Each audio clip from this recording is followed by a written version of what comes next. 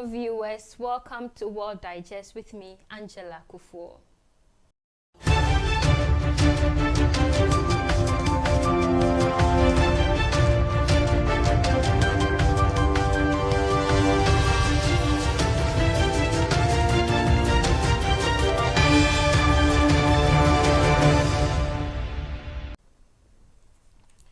Now let's go to the Middle East, as Turkey announced they have officially cut ties with Israel. A diplomatic relationship that has flourished for decades has now reached a breaking point. Is this the beginning of a geopolitical landscape in the Middle East, a moment of political posturing? Turkey and Israel weren't always at the opposite ends. In fact, Turkey and Israel have a long history of cooperation since 1949. Turkey was the first majority Muslim country to recognize Israel's sovereignty and full diplomatic relations with Israel. They shared military cooperation, intelligence sharing, and economic trade.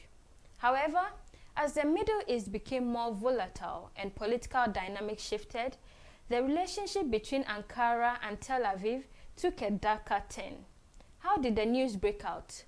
Well, Turkish President Recep Tayyip Erdogan announced this on Wednesday, November 13th, according to reports in Turkish media. Erdogan made the comments to journalists aboard his plane following visits to Saudi Arabia and Azerbaijan. The Turkish media reported Erdogan to have said, "The government of the Republic of Turkey, under the leadership of Tayyip Erdogan, will not continue or develop relations with Israel. Our ruling coalition is resolute in its decision to cut ties with Israel, and we will maintain this stance in the future as well. We, as the Republic of Turkey and its government, have currently severed all relations with Israel." So, what exactly pushed Turkey to end relations with Israel? There are a few key events that strained this alliance. The first major fracture occurred in 2010 with the infamous Mavi Marmara incident. Israeli commandos boarded a Turkish humanitarian flotilla attempting to breach Israel's blockade of Gaza, resulting in the death of 9 Turkish activists. This resulted in a wave of anger in Turkey and led to the withdrawal of its ambassador. Though relations were partially restored a few years later, the trust was broken. Then, during Israel's military campaigns in Gaza from 2008 to 2014, Turkey's government condemns Israel's action and provided diplomatic support to Hamas. This further eroded the relations. To what actually prompted the current pronouncement, 2024 saw tensions reach a boiling point.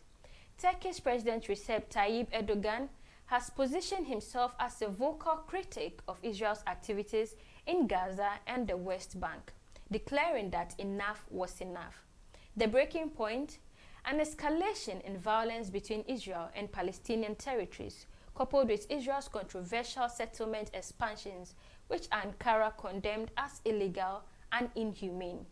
Although there is no official communique to the said comments by Turkish President Erdogan, as the Turkish embassy in Tel Aviv is still operating.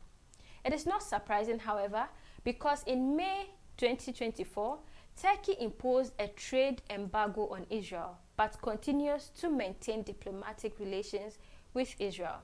The Turkish government formally recalled its ambassador last year for consultations, and Israel also evacuated its embassy in Ankara last year, citing regional security threats. To be taken against Israel. Before anything else, arms embargo should be imposed on Israel, and the commercial relations with Israel should be seized. And unless Israel stops carrying out those attacks, we should really marginalize Israel and isolate Israel in the international community.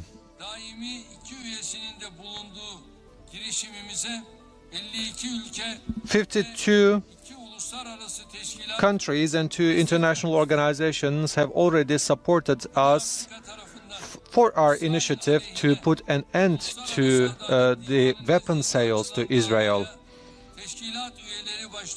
Starting with the member countries of the Organization of Islamic Cooperation, we should also promote all the countries in the world to intervene to the litigation process initiated at the International Criminal Court against Israel.